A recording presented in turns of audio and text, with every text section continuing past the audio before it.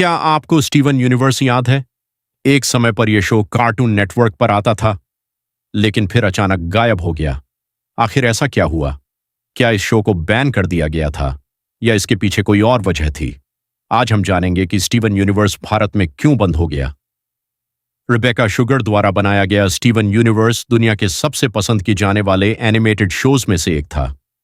लोगों को इसकी इमोशनल स्टोरी, म्यूजिक, एक्शन और यूनिक कैरेक्टर्स बहुत पसंद आए। भारत में भी इस शो ने धीरे धीरे अपनी फैन फॉलोइंग बनाई, खासकर टीनेजर्स और एनिमेशन लवर्स के बीच। लेकिन बेन 10 या टीन टाइटंस गो जैसे शोज की तरह यह मेन स्ट्रीम टीवी हिट नहीं बन पाया। असल में इसके पीछे एक नहीं बल्कि कई कारण थे। भारत में किड्स चैनल्स ज्यादातर उन्हीं शोज को ज्यादा चलाते हैं जिनकी टीआरपी और ऑडियंस रीच ज्यादा होती है। स्टीवन यूनिवर्स का इमोशनल और स्टोरी ड्रिवन स्टाइल भारतीय टीवी ऑडियंस के बड़े हिस्से को उतना कनेक्ट नहीं कर पाया। इस शो के एपिसोड्स अक्सर अलग अलग समय पर आते थे। कई व्यूअर्स को पता ही नहीं चलता था कि नया एपिसोड कब आएगा।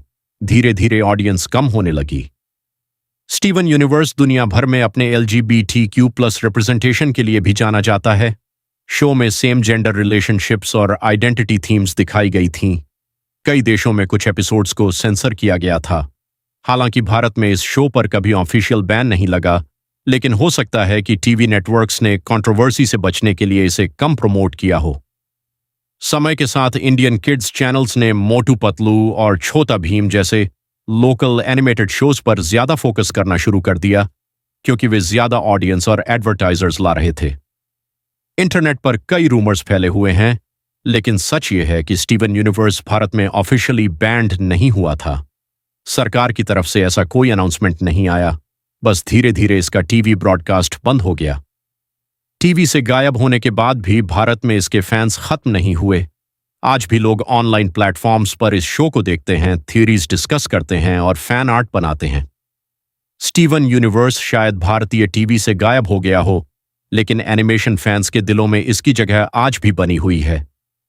प्यार, आइडेंटिटी और एक्सेप्टेंस का इसका मैसेज इसे अपने समय के सबसे अलग कार्टून्स में से एक बनाता है। क्या आपने कभी सोचा है कि अंकल ग्रैंडपा अचानक भारतीय टीवी से क्यों गायब हो गया? एक समय यह कार्टून नेटवर्क पर आता था और फिर अचानक बंद हो गया। आज हम जानेंगे इसके पीछे की असली वजहें। इस शो में अंकल ग्रैंडपा नाम का एक मैजिकल कैरेक्टर बच्चों की मदद करने अलग अलग जगहों पर जाता था, लेकिन बेहद अजीब और मजेदार तरीकों से। कुछ लोगों को इसका क्रेजी ह्यूमर बहुत पसंद आया, लेकिन कई लोगों को यह शो समझ ही नहीं आया। भारत में यह शो ज्यादा समय तक नहीं चला, तो आखिर ऐसा क्यों हुआ? सबसे बड़ी वजह थी इसका अलग तरह का ह्यूमर। भारतीय दर्शकों को आमतौर पर ऐसे कार्टून्स पसंद आते हैं जिनकी स्टोरी साफ हो और कॉमेडी आसानी से समझ आए, जैसे डोरेमोन, शिनचान या ऑगी एंड द कॉकरोचेस।